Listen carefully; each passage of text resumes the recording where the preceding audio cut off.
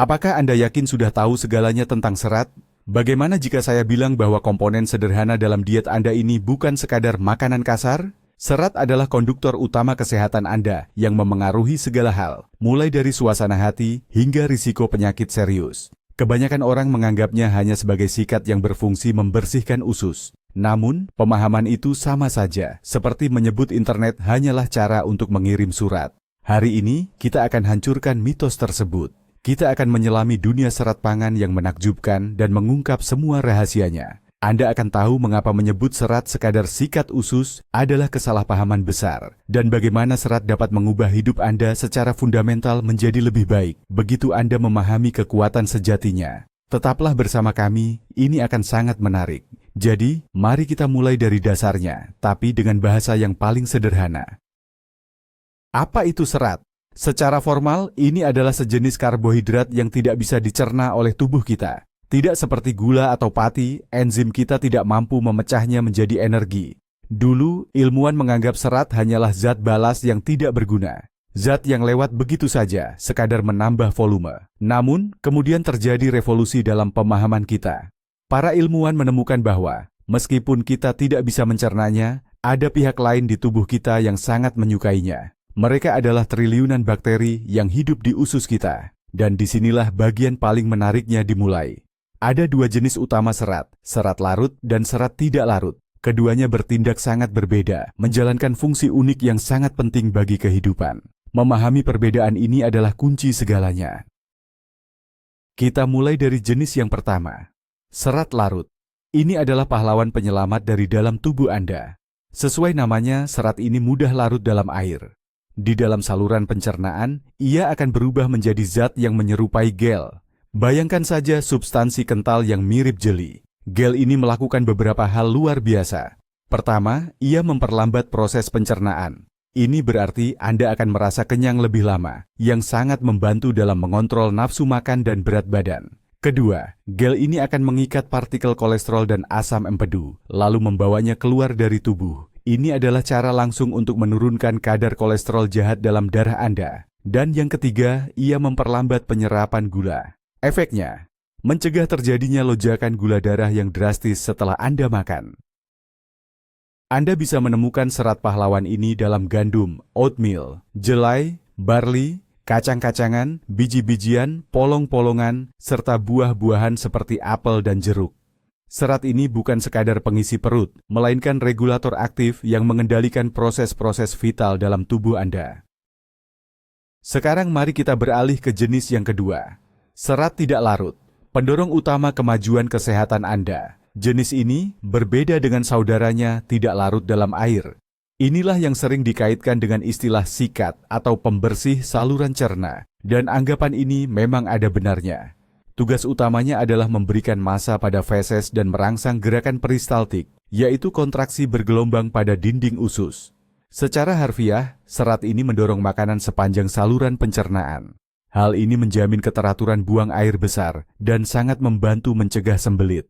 Anda bisa membayangkannya sebagai petugas kebersihan yang sangat efektif, namun juga sangat halus dalam menjaga keteraturan. Namun perannya tidak hanya sampai di situ. Dengan meningkatkan volume makanan di lambung tanpa menambahkan kalori, serat ini juga mendorong rasa kenyang lebih lama.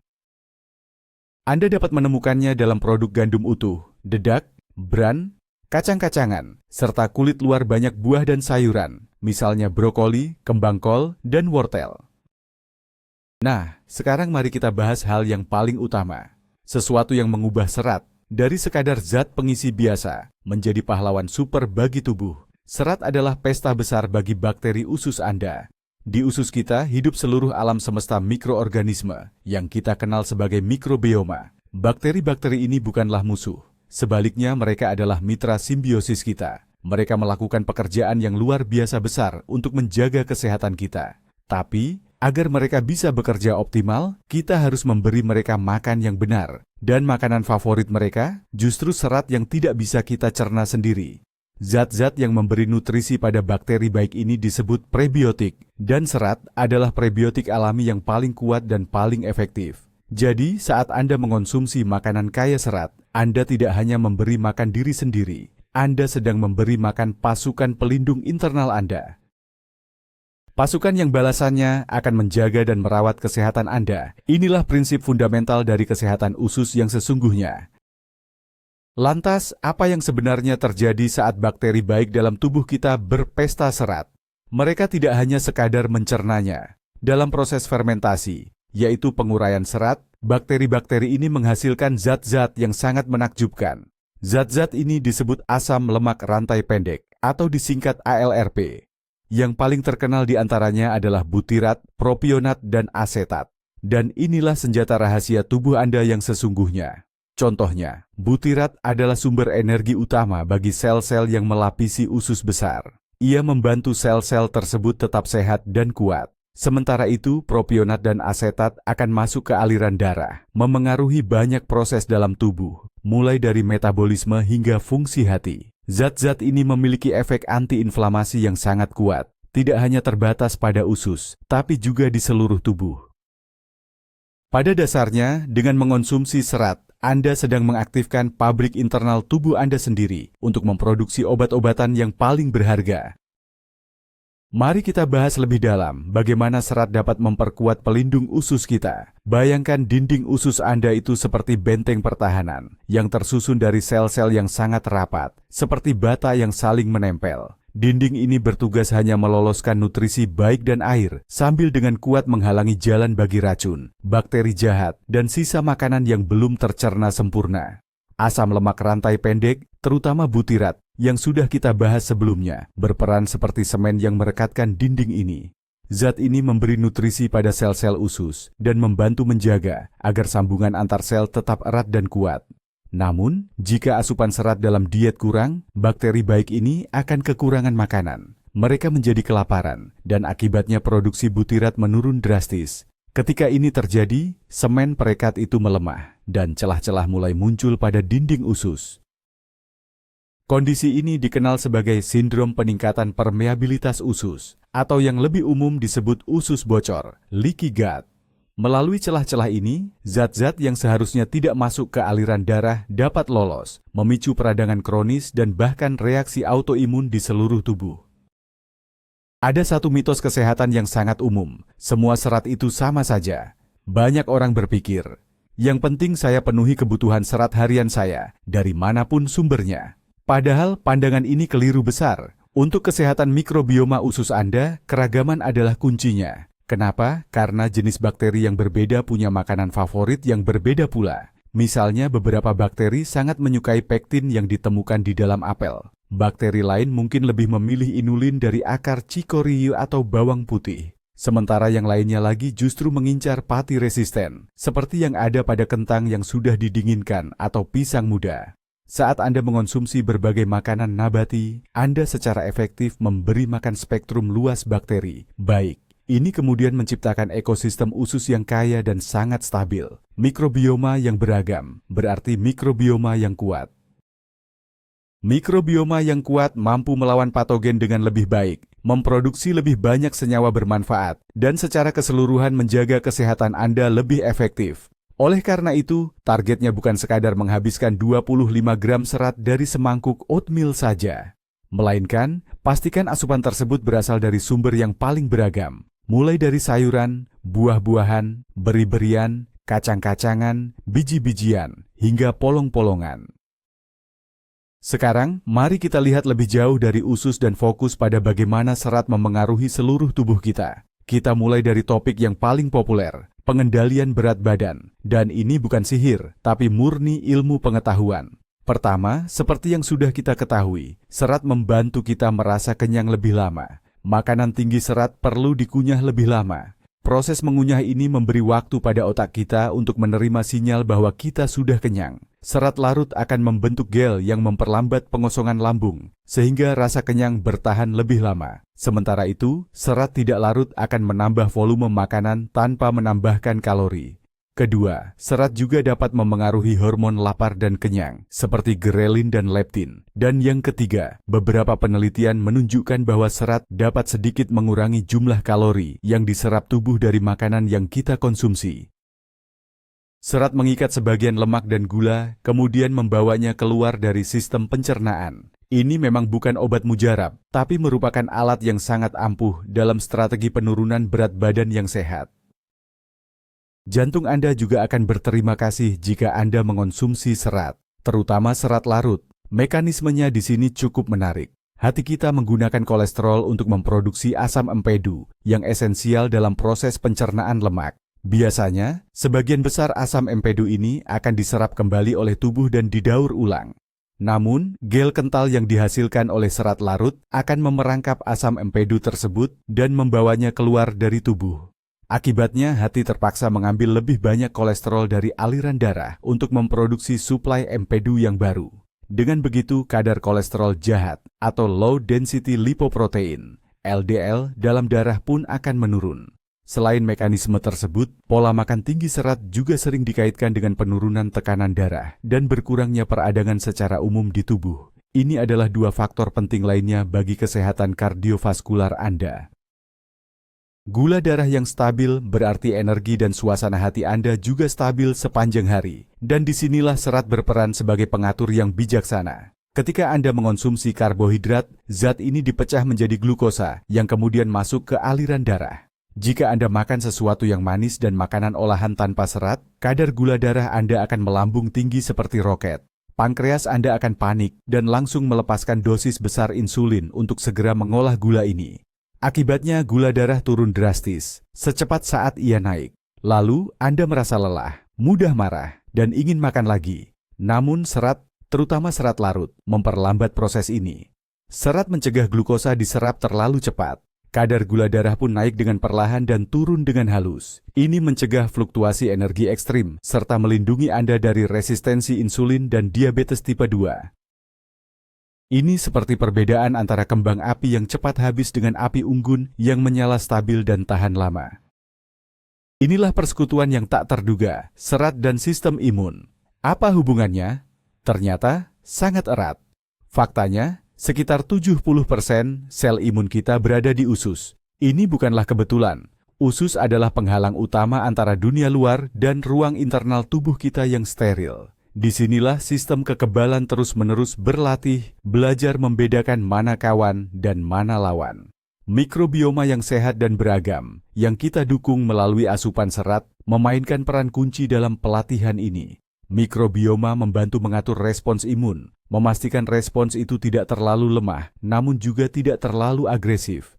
Asam lemak rantai pendek yang diproduksi oleh bakteri memiliki efek antiinflamasi dan membantu mengatur aktivitas sel-sel imun. Dengan demikian, mikroflora usus yang sehat adalah kunci untuk respons imun yang memadai. Pernahkah Anda mendengar tentang sumbu usus otak? Ini bukan fiksi ilmiah, melainkan saluran komunikasi dua arah yang nyata. Usus dan otak Anda terus-menerus berkomunikasi melalui sistem saraf, hormon, dan sistem kekebalan tubuh. Usus bahkan memiliki sistem sarafnya sendiri, yang terkadang disebut otak kedua, dan mikrobioma adalah peserta aktif dalam dialog ini.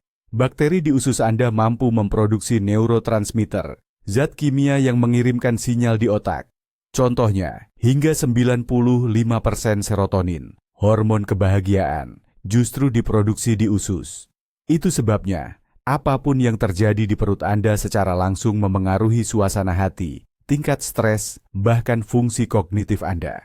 Dan coba tebak apa instrumen utama untuk mengelola proses ini? Tepat sekali, serat yang memberi makan bakteri baik yang dibutuhkan. Bisakah serat bertindak seperti semacam antidepresan? Tentu saja, serat tidak bisa menggantikan pengobatan profesional. Namun, perannya bagi kesehatan mental tidak boleh kita anggap remeh. Penelitian menunjukkan adanya korelasi jelas antara pola makan rendah serat dengan peningkatan risiko depresi. Sebaliknya, asupan makanan yang kaya sayuran, buah-buahan, dan biji-bijian utuh berhubungan erat dengan suasana hati yang lebih baik. Ada beberapa mekanisme di balik hal ini. Yang pertama adalah produksi serotonin yang sudah disebutkan tadi. Mikrobioma usus yang sehat sangat berperan dalam proses sintesisnya. Mekanisme kedua adalah penurunan inflamasi atau peradangan sistemik. Peradangan kronis dalam tubuh diketahui sangat terkait dengan perkembangan depresi. Nah, asam lemak rantai pendek ALRP, yaitu produk dari fermentasi serat, merupakan agen antiinflamasi yang sangat kuat. Jadi, dengan menjaga kesehatan usus Anda sekaligus menjaga ketenangan dan keseimbangan emosional Anda. Mari kita lanjutkan pembahasan kita tentang peradangan. Peradangan kronis yang berkelanjutan, atau biasa disebut low-grade inflammation, adalah pembunuh senyap yang menjadi akar dari berbagai penyakit modern, mulai dari penyakit kardiovaskular dan diabetes, hingga gangguan autoimun, bahkan beberapa jenis kanker. Kondisi ini juga berdampak negatif pada fungsi otak, memicu apa yang kita kenal sebagai brain fog, kabut otak, yang ditandai dengan penurunan memori dan kesulitan konsentrasi. Serat melawan peradangan ini dari beberapa lini sekaligus. Pertama, serat menjaga keutuhan dinding atau lapisan usus, sehingga molekul-molekul pemicu peradangan tidak bisa masuk ke dalam aliran darah. Kedua, serat juga menjadi makanan bagi bakteri, baik yang memproduksi asam lemak rantai pendek, ALRP, yang bersifat antiinflamasi. Selain itu, pola makan yang kaya serat biasanya juga kaya akan antioksidan dari tumbuhan, yang berfungsi melawan stres oksidatif dan peradangan. Pikiran yang jernih dan tubuh yang sehat berawal dari usus yang sehat, dan fondasi utamanya adalah serat. Bisakah konsumsi serat memperpanjang usia Anda? Banyak penelitian berskala besar menunjukkan bahwa jawabannya adalah ya. Rata-rata, orang yang mengonsumsi serat dalam jumlah memadai cenderung hidup lebih lama. Dan yang jauh lebih penting, mereka mempertahankan kesehatan yang prima lebih lama. Tentu, ini hanya menunjukkan korelasi, bukan hubungan sebab akibat yang langsung. Kausalitas. Mereka yang banyak makan serat biasanya juga menjalani gaya hidup yang secara keseluruhan jauh lebih sehat. Namun, bahkan setelah disesuaikan dengan faktor-faktor tersebut, keterkaitan antara serat dan usia panjang tetap signifikan. Hal ini tidak mengherankan jika kita melihat kembali semua manfaat yang telah kita bahas. Serat membantu mengurangi risiko penyakit jantung, diabetes, serta beberapa jenis kanker tertentu, misalnya kanker usus besar, kolorektal. Serat juga berperan dalam pengendalian berat badan, penurunan peradangan kronis, dan dukungan terhadap sistem kekebalan tubuh. Semua ini adalah blok-blok bangunan utama yang berkontribusi pada tercapainya usia panjang. Serat memang bukan eliksir ajaib untuk awet muda, namun ia adalah salah satu alat yang paling mudah dijangkau dan terbukti secara ilmiah untuk mencapai penuaan yang sehat. Baik, kita sudah paham manfaatnya. Tapi, sebenarnya seberapa banyak serat yang kita butuhkan? Rekomendasi resmi mungkin sedikit berbeda di setiap negara, tapi secara rata-rata, angkanya mengerucut pada hal-hal berikut. Untuk wanita, sekitar 25 gram per hari. Dan untuk pria sekitar 38 gram per hari. Penting untuk digarisbawahi, ini adalah jumlah minimum yang direkomendasikan untuk pencegahan penyakit. Nenek moyang kita, para pemburu pengumpul, diperkirakan oleh para ilmuwan mengonsumsi hingga 100 gram serat per hari. Sayangnya, rata-rata penduduk kota modern saat ini bahkan sulit mencapai 15 hingga 20 gram. Ini adalah defisit yang sangat serius. Sebagai gambaran kasarnya, satu buah apel ukuran sedang mengandung sekitar 4 gram serat, 100 gram oatmeal mengandung sekitar 10 gram, dan 100 gram lentil yang sudah dimasak sekitar 8 gram. Mencapai target harian ini sebenarnya tidak terlalu sulit, asalkan kita pandai memilih makanan yang tepat. Jadi, di mana kita harus mencari sumber-sumber luar biasa ini?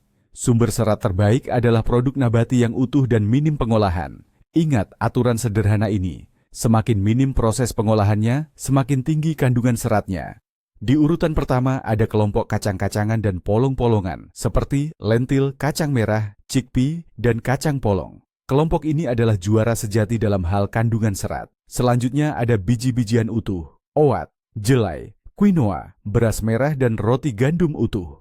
Sayuran pilih saja semuanya, tapi yang paling menonjol adalah brokoli, kubis Brussels, wortel, dan beet. Buah dan beri seperti raspberry, blackberry, pear, dan apel. Penting, pastikan dimakan dengan kulitnya. Dan tentu saja kacang-kacangan serta biji-bijian. Chia seed dan biji rami, flaxseed, adalah bom serat. Segenggam almond atau walnut bisa jadi pilihan camilan yang sangat bagus. Kunci suksesnya? Keragaman. Usahakan untuk memasukkan makanan dari semua kelompok ini ke dalam menu harian Anda. Oke, mari kita bayangkan. Anda tiba-tiba semangat dan memutuskan untuk langsung memperbanyak asupan serat. Ini adalah kesalahan nomor 1, terlalu banyak dan terlalu cepat. Jika tubuh Anda belum terbiasa dengan serat dalam jumlah besar, reaksinya bisa sangat keras. Perut kembung, sering buang gas, rasa tidak nyaman di perut. Semua ini adalah tanda bahwa sistem pencernaan dan mikrobioma Anda belum sempat beradaptasi. Ini ibarat Anda kembali ke gym setelah lama cuti. Lalu Anda langsung mencoba mengangkat beban maksimal. Tentu tidak akan ada hasil yang baik. Oleh karena itu, Anda harus melakukannya secara bertahap. Tambahkan jumlah serat dalam diet Anda sekitar 5 gram setiap beberapa hari. Misalnya, minggu ini, tambahkan 1 sendok biji chia saat sarapan. Di minggu berikutnya, ganti nasi putih Anda dengan nasi merah. Beri waktu bagi tubuh Anda untuk menyesuaikan diri. Dengan cara itu, transisi Anda akan terasa nyaman dan hanya akan memberikan manfaat. Ada satu poin krusial lainnya yang perlu Anda perhatikan. Air adalah mitra serat yang mutlak dan tak tergantikan. Tanpa cairan yang cukup, serat tidak akan bisa bekerja dengan optimal. Ini terutama berlaku untuk serat larut, yang memang harus menyerap air agar bisa membentuk tekstur seperti gel. Sementara itu, serat tidak larut, jika kekurangan air, justru bisa memperparah masalah sembelit atau konstipasi. Serat ini akan menciptakan massa yang keras, padat, dan kering. Bayangkan Anda sedang mencoba membuat adonan semen, tapi tidak menambahkan air. Anda hanya akan mendapatkan bubuk kering yang tidak berguna sama sekali. Bukan, hal serupa terjadi di dalam usus Anda. Oleh karena itu, saat Anda meningkatkan asupan serat, pastikan Anda juga meningkatkan konsumsi air. Usahakan untuk minum minimal 1,5 hingga 2 liter air putih per hari. Aturan sederhana ini akan membantu Anda menghindari rasa tidak nyaman dan memastikan Anda mendapatkan manfaat serat secara maksimal. Mari kita bongkar mitos populer lainnya, bahwa jus dan smoothie adalah sumber serat yang luar biasa. Kita mulai dari jus. Saat Anda memeras buah atau sayuran, semua serat penting justru tertinggal di ampasnya. Yang tersisa di gelas Anda hanyalah air dan sebagian besar gula. Inilah yang kita sebut karbohidrat cepat, yang bisa menyebabkan lonjakan kadar gula darah secara drastis. Jadi, jus yang baru diperas, itu tidak sama dengan mengonsumsi buah secara utuh. Bagaimana dengan smoothie? Situasinya memang sedikit lebih baik. Ketika di blender, seratnya tidak dibuang, melainkan hanya dihaluskan.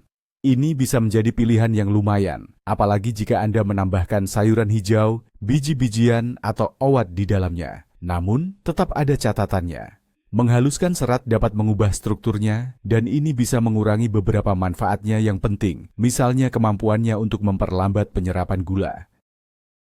Oleh karena itu, pilihan yang paling bijak adalah selalu mengonsumsi buah dan sayuran dalam bentuknya yang utuh dan alami. Dan pertanyaan terakhir untuk hari ini, bagaimana dengan suplemen serat? Kita bisa lihat, rak-rak di apotek dan toko suplemen olahraga dipenuhi berbagai bubuk, kapsul dan tablet yang mengandung psyllium, inulin, serta jenis serat lainnya. Apakah ini perlu kita konsumsi? Jawabannya sederhana. Suplemen serat bisa menjadi alat bantu yang bermanfaat, namun ia bukan pengganti utama. Keunggulan utama serat yang berasal dari makanan utuh adalah bahwa Anda sekaligus mendapatkan jumlah besar vitamin, mineral, antioksidan, dan fitonutrien. Tidak ada satupun suplemen yang mampu mereplikasi manfaat gabungan ini. Namun, jika Anda menyadari bahwa sulit untuk memenuhi kebutuhan harian serat hanya dari makanan, atau Anda memiliki masalah spesifik seperti sembelit, maka suplemen yang berkualitas bisa membantu melengkapi kekurangan tersebut. Namun, selalu ingat ini, makanan selalu yang utama. Suplemen hanyalah penopang sementara, ia bukan fondasi dari kesehatan Anda. Jadi, mari kita rangkum. Seperti yang Anda lihat sekarang, serat bukan sekadar sikat atau bahan pengisi yang tidak berguna. Serat adalah alat multifungsi yang penting untuk mengelola kesehatan kita. Serat adalah prebiotik kuat yang memberi makan para sekutu internal kita. Serat mengatur kadar gula dan kolesterol. Serat adalah pelindung bagi jantung dan pembuluh darah kita. Serat adalah bantuan tak ternilai dalam mengontrol berat badan. Dan bahkan, serat adalah sekutu tak terlihat bagi kesehatan mental dan suasana hati kita yang baik. Hal yang paling menakjubkan dari semua ini adalah, kunci kesehatan ini tidak terletak pada superfood eksotis atau pil mahal. Kunci itu justru ada pada makanan paling sederhana dan terjangkau, yang telah menjadi dasar pola makan manusia selama ribuan tahun. Sayuran, buah-buahan, kacang-kacangan, biji-bijian utuh, dan juga kacang-kacangan. Mungkin, inilah saatnya kita mengembalikan mereka ke tempat terhormat di piring makan kita. Terima kasih telah menonton video ini sampai habis. Jika Anda mendapatkan informasi baru dan bermanfaat, mohon klik like dan subscribe di saluran ini agar Anda tidak ketinggalan pembahasan penting berikutnya tentang kesehatan. Sekarang pertanyaan untuk Anda. Apakah Anda memperhatikan asupan serat dalam menu harian Anda? Apa saja makanan kaya serat favorit Anda? Tulis di kolom komentar, mari kita diskusikan.